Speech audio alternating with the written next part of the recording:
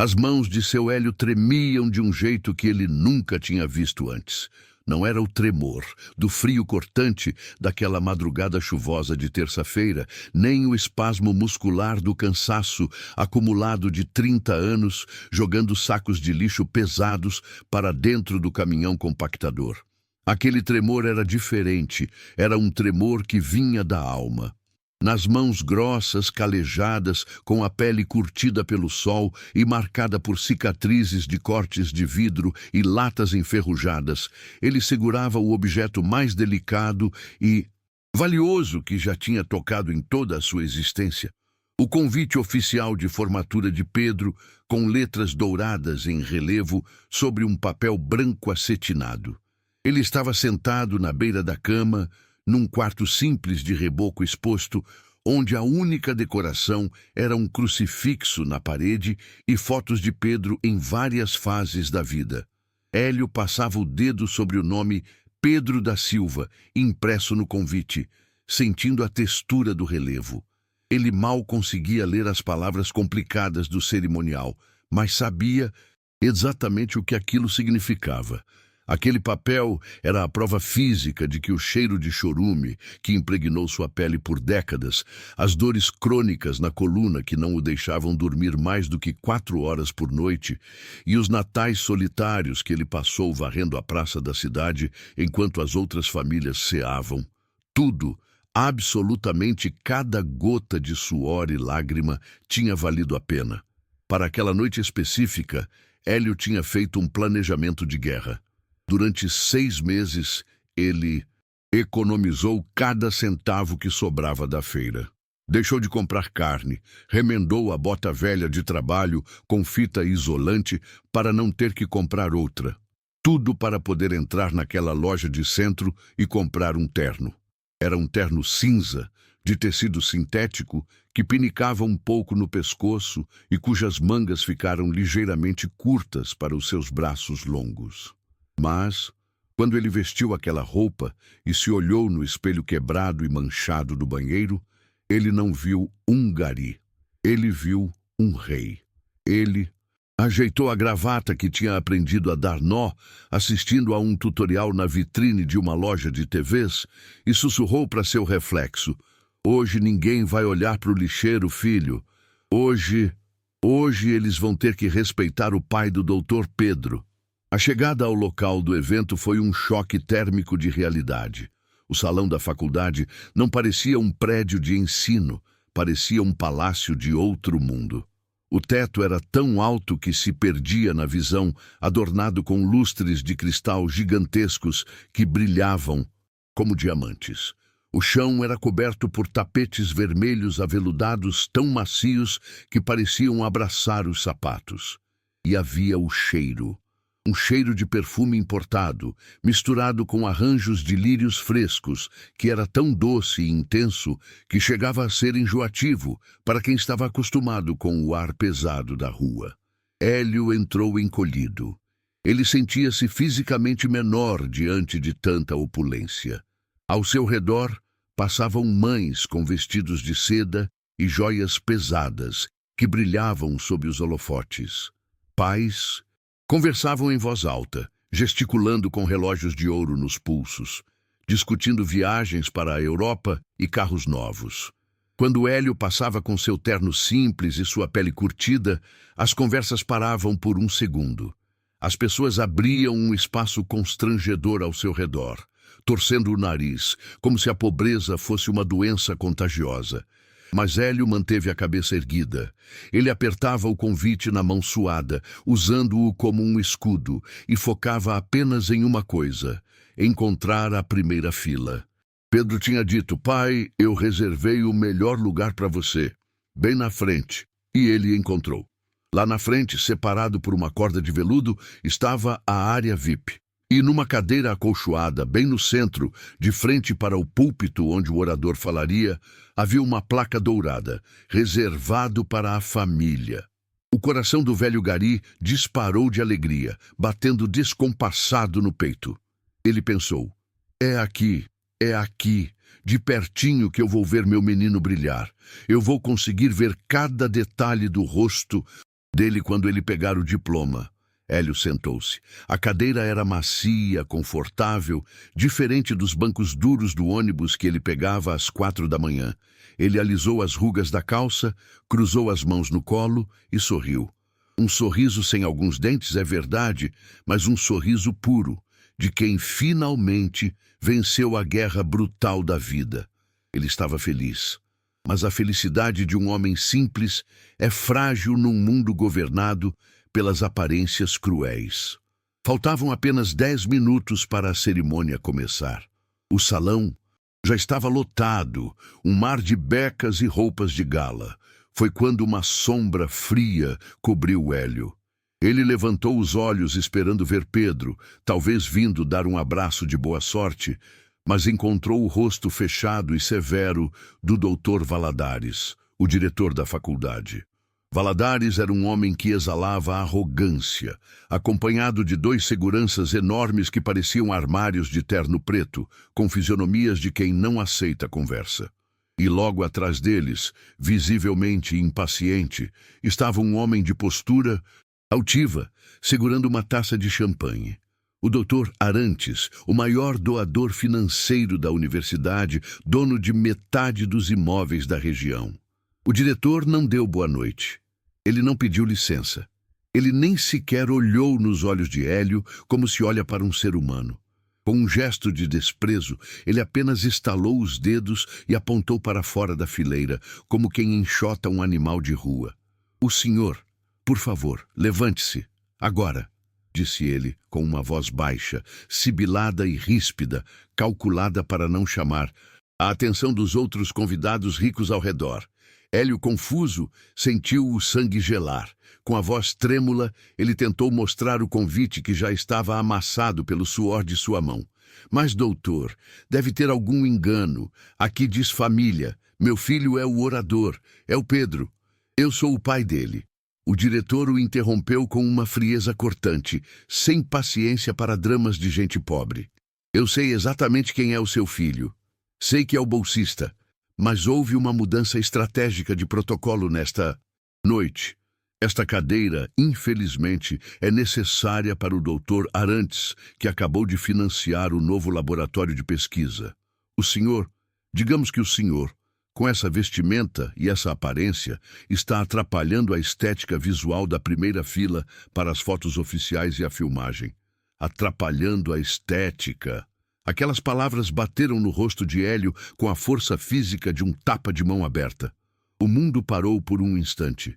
O som das conversas ao redor parecia abafado, como se ele estivesse debaixo d'água. Ele olhou em volta, desesperado, buscando algum apoio, algum olhar de compaixão, mas só viu olhares de curiosidade mórbida e deboche. As pessoas nas filas de trás cochichavam, julgando seu terno barato, suas mãos grossas.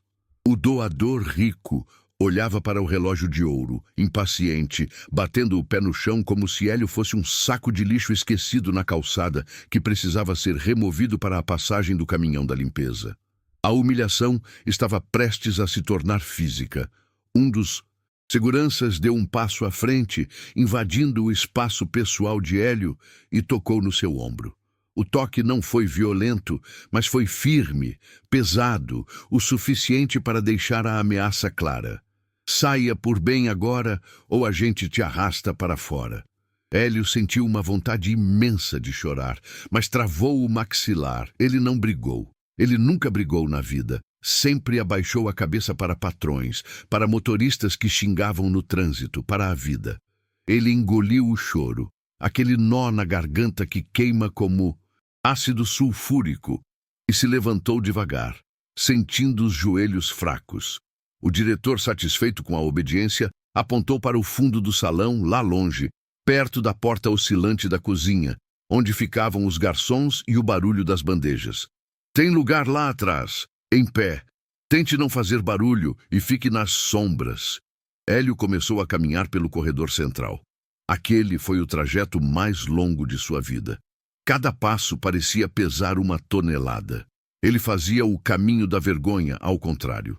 Ele ouvia os risinhos abafados, os comentários maldosos sobre seu cabelo, sobre seu jeito de andar.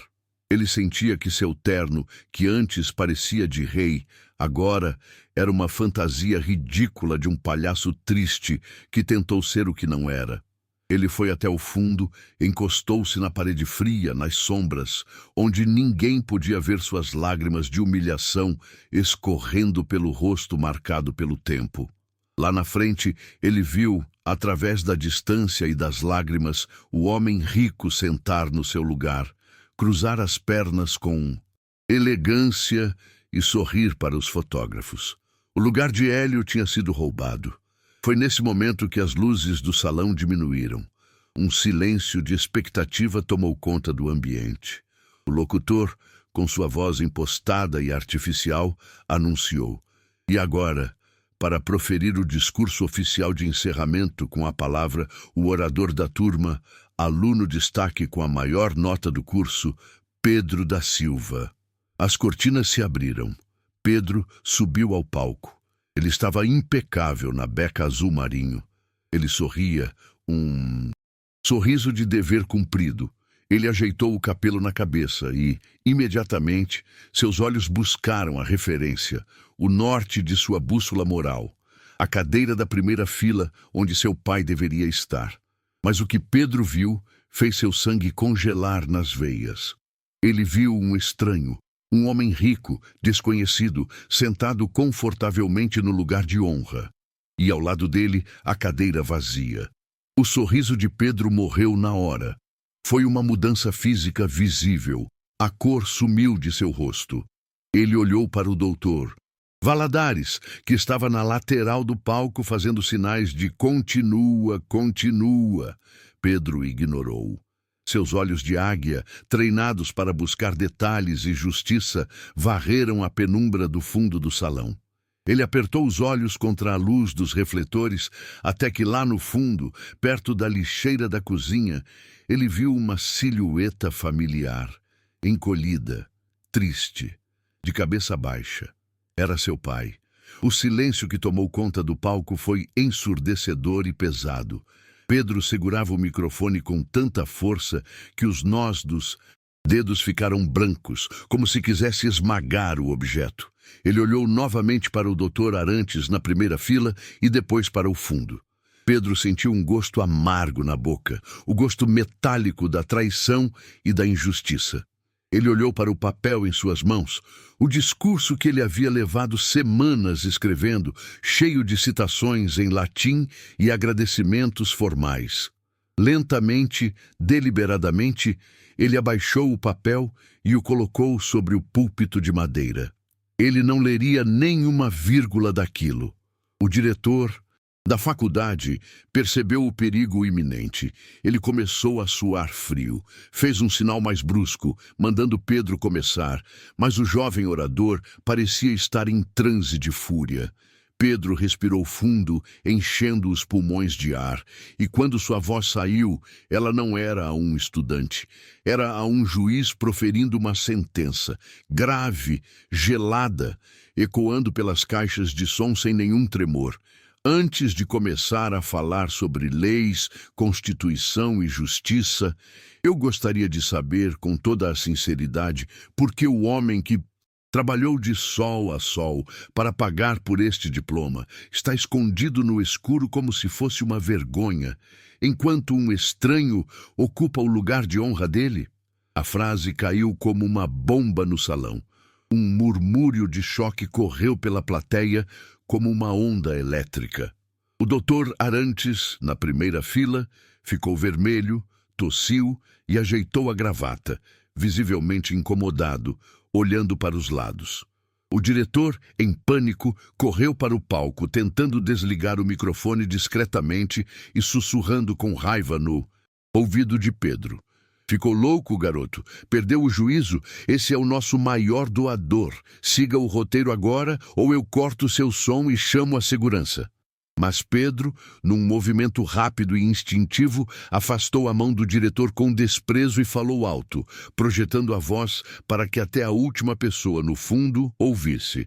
O roteiro mudou, diretor, porque se o meu pai não serve para sentar na primeira fila do seu evento, então eu não sirvo para estar neste palco recebendo seu diploma. Quando Pedro chegou, perto da porta da cozinha, seu Hélio tentou se diminuir ainda mais, tentando fundir-se com a parede. Ele tinha lágrimas grossas nos olhos e balançava as mãos negativamente, sussurrando desesperado, com vergonha de expor o filho. Volta para lá, meu filho. Pelo amor de Deus, não faz cena. Eu tô bem aqui. Eles têm razão, Pedro. Eu tô feio. Eu sou simples demais. Eu vou estragar sua festa. Vou estragar sua carreira antes de começar. A humildade daquele homem, aceitando ser pisado para não prejudicar o brilho do filho, foi o golpe final que despedaçou o coração de Pedro. O jovem advogado fez algo impensável. Ele se ajoelhou ali mesmo, no chão frio, perto da lixeira, sujando a barra da sua beca azul impecável, para ficar na mesma altura visual do pai. Ele segurou as mãos calejadas, ásperas e trêmulas de Hélio entre as suas mãos macias de estudante. Ele olhou no fundo dos olhos do pai, ignorando as centenas de pessoas que esticavam o pescoço para ver a cena. Pai, olha para mim, disse Pedro com a voz embargada pelo choro, mas firme como uma rocha. Você limpou a sujeira dessa cidade por 30 anos. Você aguentou o cheiro, o peso, o desprezo, tudo para que as minhas mãos ficassem limpas para segurar uma caneta. Se esse terno que você comprou com tanto sacrifício não é digno da primeira fila, então essa beca não vale nada. Se você não entra, eu saio. Ao chegarem na primeira fila, a tensão era palpável. O doutor Arantes ainda estava sentado, paralisado, sem saber se levantava ou se ficava, segurando sua taça de champanhe como se fosse um escudo inútil. Pedro parou na frente dele. O silêncio era absoluto, nem o ar-condicionado parecia fazer barulho. Pedro não precisou gritar. Ele não precisou xingar. Ele apenas olhou para o homem rico, depois para a cadeira, e depois voltou os olhos para o homem rico. O olhar de Pedro dizia tudo. Você pode ter comprado o laboratório, você pode ter comprado o diretor, mas você não comprou a honra deste momento. Este lugar é sagrado.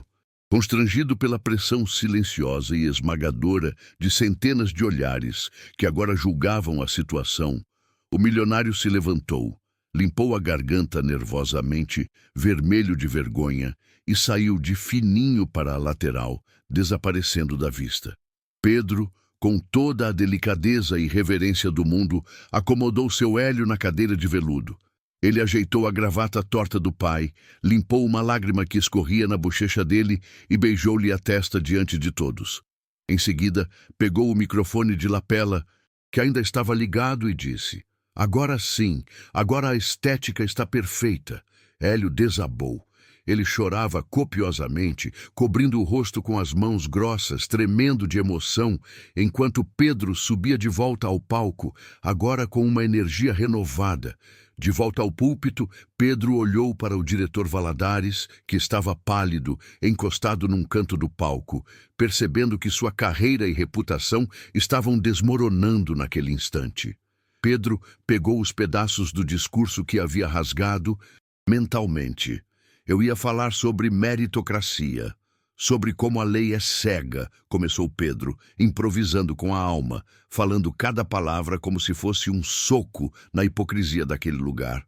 Mas hoje eu descobri que a justiça, às vezes, precisa enxergar muito bem. Ela precisa enxergar quem realmente constrói este país. Nós cometemos crimes diários em nome da etiqueta, da aparência e do status. Ele apontou para o pai. Muitos de vocês olharam para o meu pai ali atrás e viram apenas um uniforme sujo, um homem simples. Vocês viram a sujeira da rua, o resto do que a sociedade descarta, mas eu olho para ele e vejo a construção sólida do meu futuro. Vocês sentiram o cheiro azedo do lixo, mas eu cresci sentindo esse cheiro e sabendo que ele significava comida na mesa, livros na estante, remédio quando eu adoecia e a mensalidade desta faculdade paga em dia. Esse homem que foi expulso da primeira fila não sabe o que é Código Penal, não sabe citar a Constituição, mas ele me ensinou a lei mais importante de todas, a lei que nenhuma faculdade ensina. A dignidade não é algo que se veste, é algo que se conquista com suor e honestidade. Pedro desceu novamente do palco, quebrando todo o protocolo restante. Ele pegou o canudo do diploma que estava sobre a mesa das autoridades antes mesmo de ser chamado.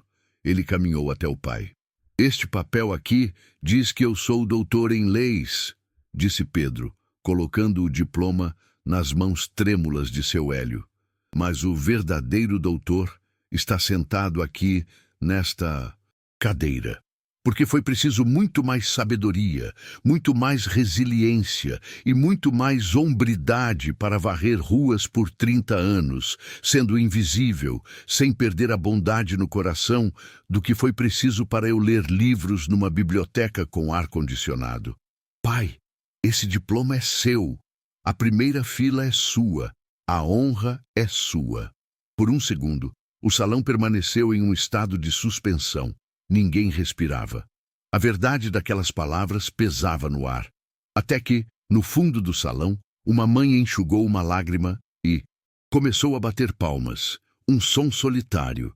Depois outra pessoa se juntou, e outra, e mais outra.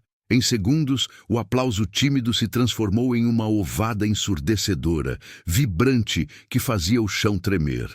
Alunos jogaram os capelos para o alto, professores e convidados se levantaram. Não aplaudiam o orador, aplaudiam o pai dele.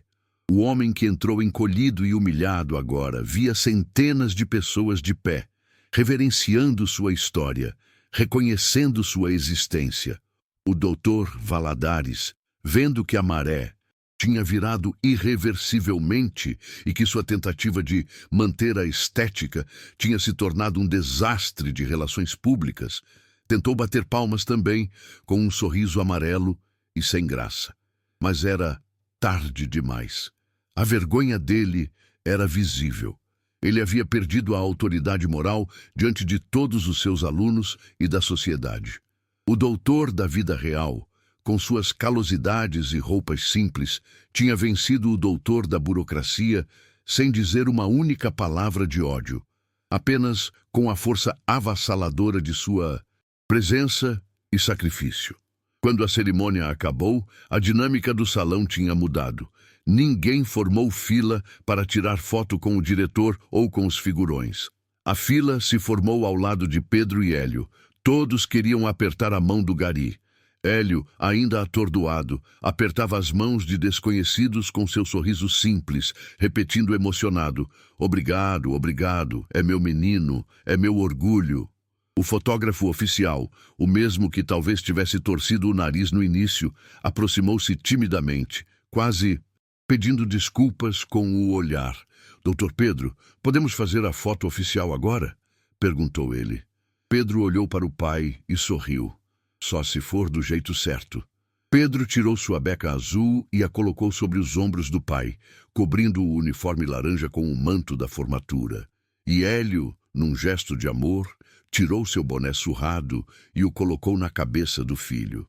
E essa história nos deixa uma lição brutal, que precisa ser compartilhada e tatuada em nossa consciência.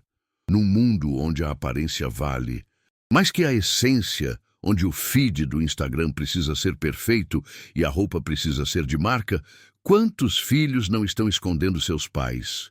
Quantos não sentem vergonha da mão grossa, do português errado, da roupa simples de quem os sustentou? Se você tem alguém que suou, que chorou, que se humilhou, que comeu o pão que o diabo amassou para te colocar de pé, nunca, jamais o esconda. Tenha orgulho. Grite para o mundo, porque a única coisa que realmente estraga uma foto e uma vida não é a roupa suja de trabalho honesto, é a alma suja de ingratidão. Se essa história tocou seu coração, se você tem orgulho de quem lutou por você, deixe seu like, se inscreva no canal e compartilhe esse vídeo agora mesmo. Vamos fazer essa mensagem chegar a todos os filhos que precisam lembrar de onde vieram. Até a próxima história.